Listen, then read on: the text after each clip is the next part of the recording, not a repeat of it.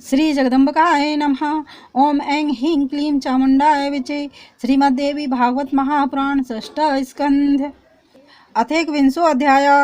आखेट के लिए वन में गए राजा से एकावली की सखी यशोवती की भेंट। एकावली के जन्म की कथा। व्यास जी बोले, हे राजन, तत्पश्चात राजा हरिवर्मा ने बालक के जात कर्म आदि संस्कार किए। भली भांति पालित पोषित होने के कारण वह बालक दिनों दिन शीघ्रता से बढ़ने लगा।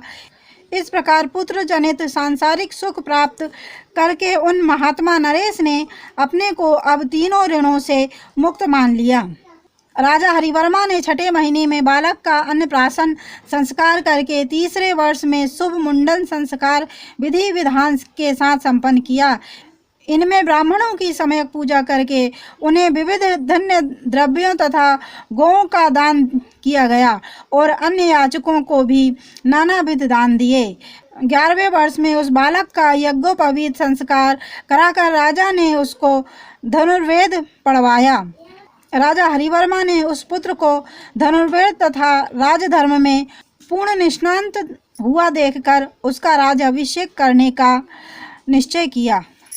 तत्पश्चात श्रेष्ठ राजा ने पुष्यार्क योग से युक्त शुभ दिनों में बड़े आदर के साथ अभिषेक हेतु सभी सामग्रियां एकत्र करवाई। सभी शास्त्रों में पूर्ण पारंगत तथा वेद वेदांता ब्राह्मणों को बुलाकर उन्होंने विधिवत अपने पुत्र का अभिषेक संपन्न किया। सभी तीर्थों तथा समुद्रों से जल मांगकर राजा ने शुभ दिन में पुत्र का स्वयं अभिषेक किया। तत्पश्चात ब्राह्मणों को धन देकर तथा पुत्र को राज सौंपकर उन राजा हरिवर्मा ने स्वर्ग प्राप्ति की कामना से वन के लिए शीघ्र ही प्रस्थान किया। इस प्रकार एक वीर को राजा बनाकर तथा योग मंत्रियों को नियुक्त कर इंद्रिय जीत राजा हरिवर्मा ने अपनी भार्या के साथ वन में प्रवेश किया। मैनाक पर्वत के शिखर पर तृतीय आश्रम वानप्रस्थ का आश्रय लेकर वे राजा प्रतिदिन वन के पत्तों तथा फलों का आहार करते हुए भगवती पार्वती की आराधना करने लगे। इस प्रकार अपनी भार्या के साथ वानप्रस्थ आश्रम का पालन करके वे राजा प्रारब्ध कर्म के समाप्त हो जाने पर मृत्यु को प्राप्त हुए और अपने पुण्य कर्म के प्रभाव से इंद्रलोक चले गए। पिता इंद्रलोक चले गए ऐसा सुनकर हय एक वीर ने वैदिक विधान के अनुसार उनका और्ध्वदेहिक संस्कार संपन्न किया। पिता की सभी श्राद्ध आदि क्रियाएं संपन्न करके सबकी सहमति से पिता द्वारा दिए गए राज पर वह मेधावी राजकुमार एक वीर शासन करने लगा। उत्कृष्ट राज प्राप्त करके धर्मपरायण एक वीर सभी मंत्रियों से सम्मानित रहते हुए अनेक विध सुखों का उपभोग करने लगे। एक दिन प्रतापी राजा एक वीर मंत्रियों के पुत्रों के साथ घोड़े पर आरूढ़ होकर गंगा के तट पर गए।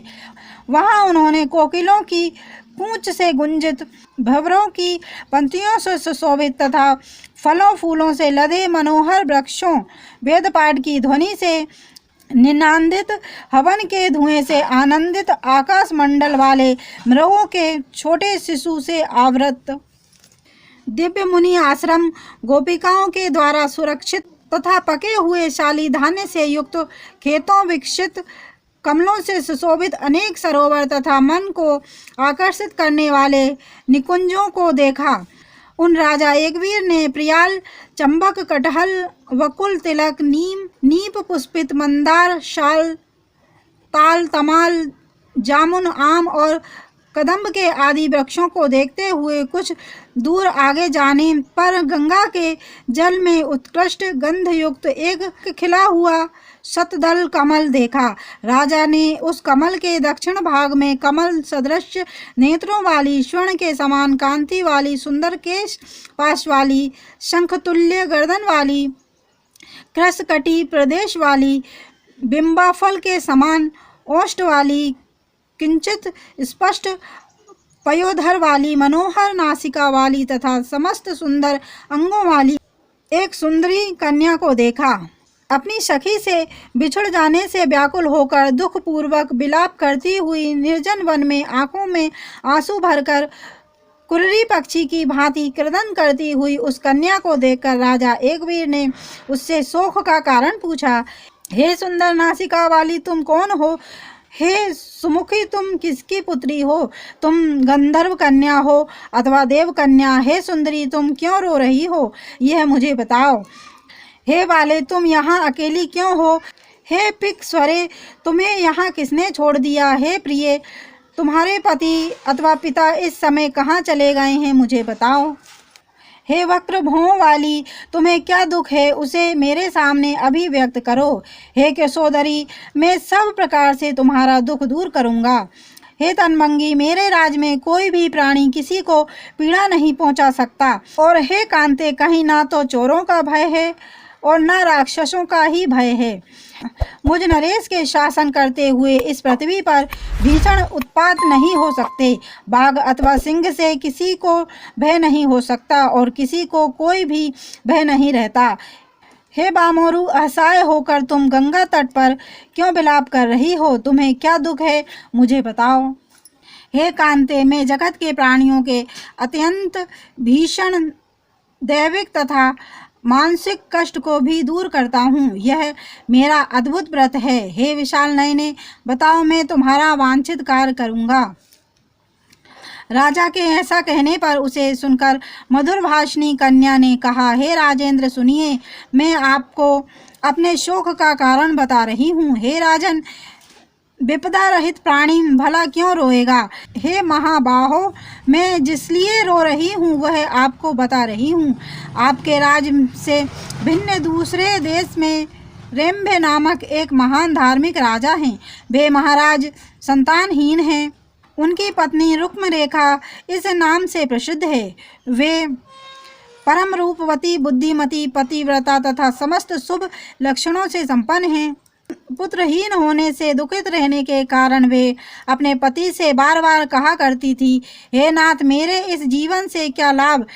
इस जगत में मुझ बंध्या पुत्रहीन तथा सुख रहित नारी के इस व्यर्थ जीवन को धिक्कार है।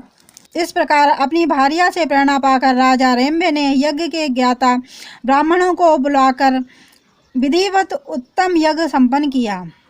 पुत्राभिलाषी राजा रेम्भे ने शास्त्रोक्त रीति से प्रचुर धन्यदान दिया। घृत की आहुति अधिक पड़ते रहने से तीव्र प्रभावयुक्त अग्नि से सुंदर अंगों वाली, शुभ लक्षणों से संपन्न, बिंबाफल के समान होष्ट वाली, सुंदर दांतों तथा भौं वाली, पूर्ण चंद्रमा के समान मुख वाली, स्वर्ण के समान आभा वाली, सुंदर केशों वाली, रक्त हथेलियों वाली, कोमल सुंदर लाल नेत्रों वाली, कृश शरीर वाली तथा रक्त पादतल तलवे वाली एक कन्या प्रकट हुई। तब होता ने अग्नि से उत्पन्न हुई उस कन्या को स्वीकार कर लिया। इसके बाद उस सुंदर कन्या को लेकर होता ने राजा रेम्भ से कहा, हे राजन, समस्त शुभ लक्षणों से संपन्न इस पुत्री को ग्रहण कीजिए। हवन करते समय अग्नि से उत्पन्न यह कन्या मोती की माला के समान प्रतीत होती है। अतः हे राजन, यह पुत्री जगत में एकावली नाम से प्रसिद्ध होगी। पुत्रतुल्य इस कन्या को प्राप्त कर आप सुखी हो जाएं। हे राजन, संतोष कीजिए, भगवान विष्णु ने आपको यह कन्या दी है। होता की बात सुनकर राजा ने उस सुंदर कन्या की ओर देखकर होता के द्वारा प्रदत्त उस कन्या को अति प्रसन्न होकर ले लिया। राजा ने सुंदर मुख वाली उस कन्या को ले करके अपनी पत्नी रुक्मरेखा को यह कहकर दे दिया कि हे सुभगे, इस कन्या को स्वीकार करो। कमल पत्र के समान नेत्रों वाली उस मनोहर कन्या को पाकर रानी बहुत हर्षित हुई। वे ऐसी सुखी हो गई मानो उन्हें पुत्र प्राप्त हो गया हो। तत्पश्चात राजा ने उसके जात कर्म आदि सभी शुभ मंगल कार्य संपन्न किए तथा पुत्रजन्य के अवसर पर होने वाले जो कुछ भी कार्य थे वे सब उन्होंने विधि पूर्वक संपन्न करा। यज्ञ संपन्न करा के राजा रेम्भे ब्राह्मणों को विपुल दक्षिणा देकर तथा सभी विप्रेंद्रों को विदा कर अत्यंत आनंदित हुए। श्याम नेत्रों वाली वह कन्या पुत्र वृद्धि के समान दिनों दिन बढ़ने लगी। उसे देखकर उस समय रानी अपने को पुत्रवती समझकर परम आनंदित हुई। उस दिन महल में ऐसा उत्सव मनाया गया जैसा पुत्र जन्म के अवसर पर मनाया जाता है। वह पुत्री उन दोनों के लिए पुत्र के ही सदृश प्रिय हो गई। हे सुबुद्धे, हे कामदेव सदृश रूप वाले, मैं उन्हीं राजा रेम्भ के मंत्री की पुत्री हूँ। मेरा नाम यशोवती है। मेरी तथा एकावली की अवस्था समान है।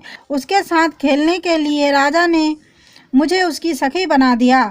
इस प्रकार मैं उसकी सहचरी बनकर प्रेम पूर्वक दिन रात उसके साथ रहने लगी। एकावली जहाँ भी सुगंधित कमल देखती थी वह वाला वहीं खेलने लग जाती थी। अन्यत्र कहीं भी उसे सुख नहीं मिलता था। एक बार गंगा के तट पर बहुत दूर कमल खिले हुए थे। राजकुमारी एकावली सखियों सहित मेरे साथ घूमती हुई वहां चली गई। इससे चिंतित होकर मैंने महाराज रेम्ब से कहा, हे राजन, आपकी पुत्री एकावली कमलों को देखती हुई बहुत दूर निर्जन वन में चली जाती है। तब उसके पिता ने घर पर ही अनेक जलाशयों का निर्माण कराकर उनमें पुष्पित तथा भौरों से आवृत कमल लगवाकर उसे दूर जाने से मना कर दिया। इस पर भी मन में कमलों के प्रति आसक्ति रखने वाली वह कन्या बाहर निकल जाती थी। तब राजा ने उसके साथ हाथों में शस्त्र धारण किए हुए रक्षक नियुक्त कर दिए। इस प्रकार रक्षित होकर वह सुंदरी मेरे तथा सखियों सहित क्रीड़ा के लिए गंगा तट पर प्रतिदिन आया जाया करती थी। इति श्रीमद्देवी भागवते महापुराणे अष्टादशसहस्रस्यां संहितां षष्ठस्कन्धे राजपुत्र्या एकावल्या वर्णनम नामेकविंशोऽध्यायः। और देवी भागवत की महिमा सुना अगर आपको पसंद है तो चैनल को लाइक एंड सब्सक्राइब करें। धन्यवाद।